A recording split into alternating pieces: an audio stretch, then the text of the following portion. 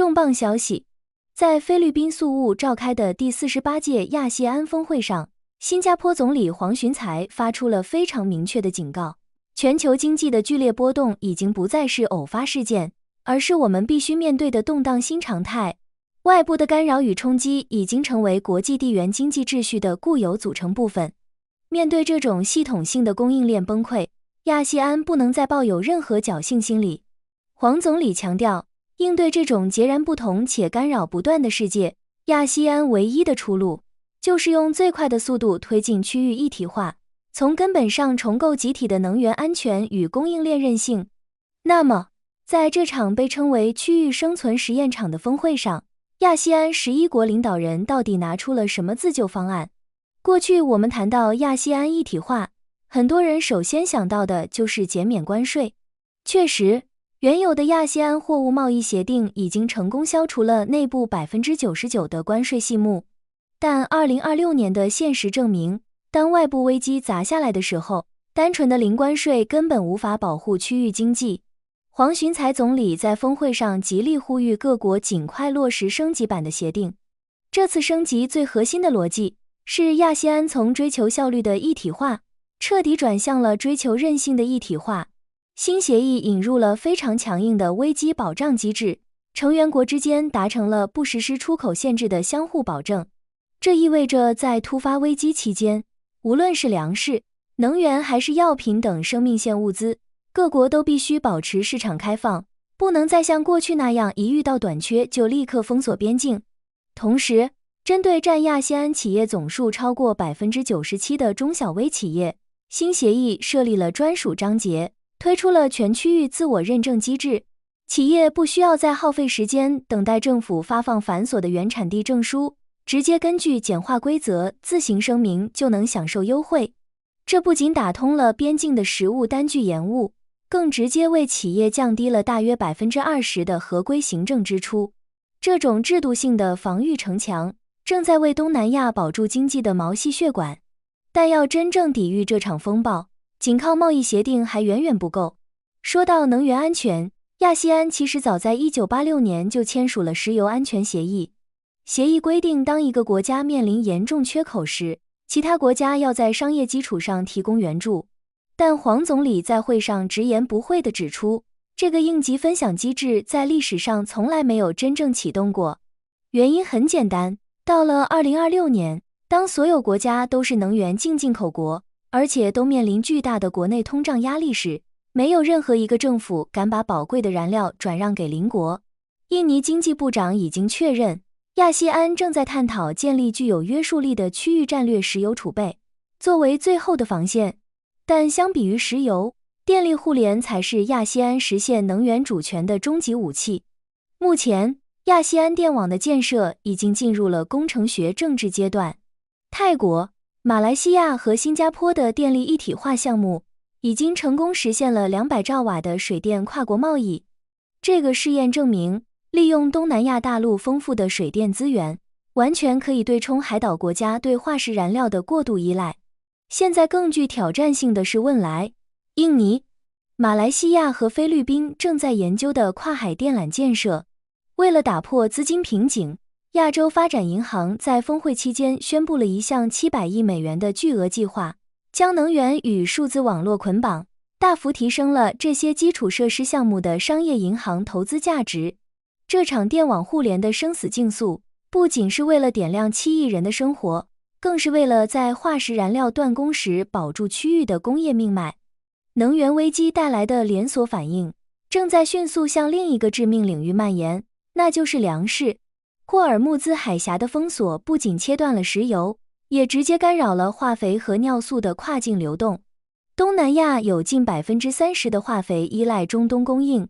联合国数据显示，化肥价格在短短几个月内暴涨了 35%， 这导致菲律宾、泰国和越南的农民因为买不起化肥和灌溉用的柴油，面临严重的收成危机。为了守住底线，亚细安+3紧急大米储备协议在过去1年里发挥了关键的社会稳定器作用。无论是菲律宾的风灾、缅甸的地震，还是辽国的严重洪灾，这个机制都迅速触发，调拨了成千上万吨的粮食进行紧急救援。但除了这种灾后的人道主义兜底，这次苏务峰会最具战略价值的突破，是菲律宾总统小马可斯与越南总理黎明星达成的大米长期贸易机制。越南承诺在未来1年内，每年向菲律宾稳定交付150万公吨的大米，并且将高品质香米的价格死死锁定在每公吨450美元。在全球通胀失控的背景下，这种基于亚细安内部生产能力的长期定价机制，直接把国际米价波动的风险挡在了门外。这恰恰印证了黄总理的观点，亚细安作为占全球农产品出口近1成的中心，完全有能力利用自身优势建立起粮食安全的区域屏障。地缘政治的阵痛，在某种程度上反而成了东南亚向非碳能源转型的最强催化剂。黄循财总理指出，加快电网建设不仅是为了安全，更是以可持续方式推动增长的必经之路。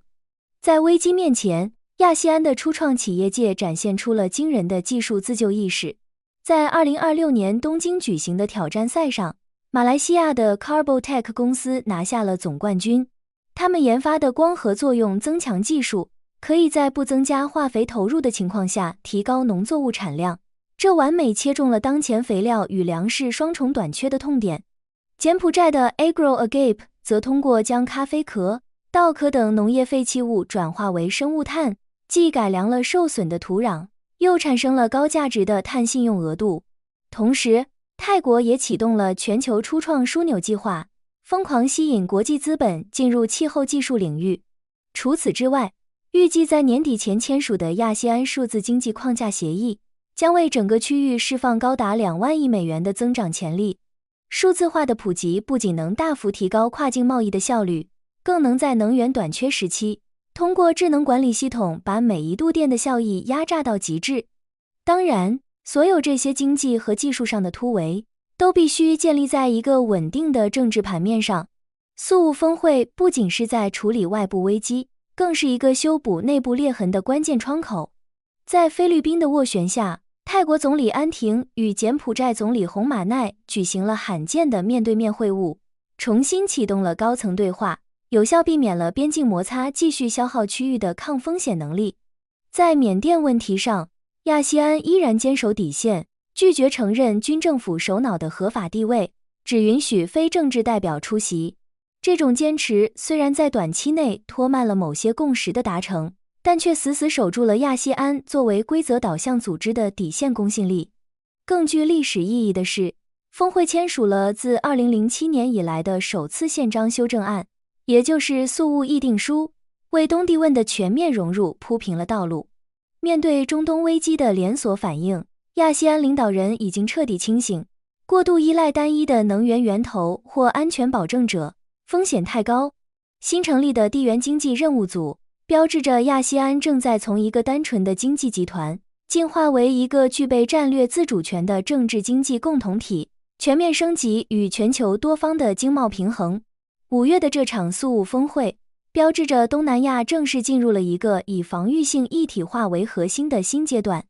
在这个极度脆弱的全球系统中，孤立的避风港早就已经不存在了。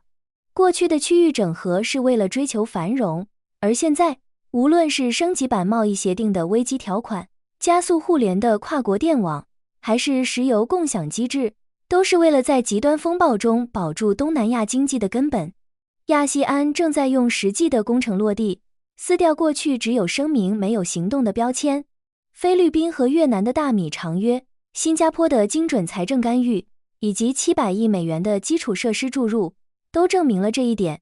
中东危机给东南亚上了最深刻的一课，我们绝不能仅仅作为大国博弈后果的被动接收者。正如黄循财总理在发言结尾所指出的，哪怕霍尔木兹海峡在明天就重新开放，被破坏的基础设施和货流也需要几个月才能恢复。亚细安的强韧不在于去预测风暴什么时候停止，而在于在风暴之中建起一座座互联互通、休戚与共的壁垒。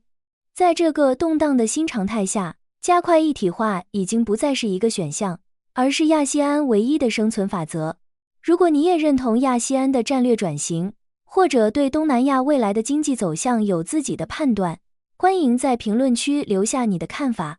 别忘了点赞并订阅我们的频道，获取更多深度的东南亚资讯拆解。我们下期视频再见。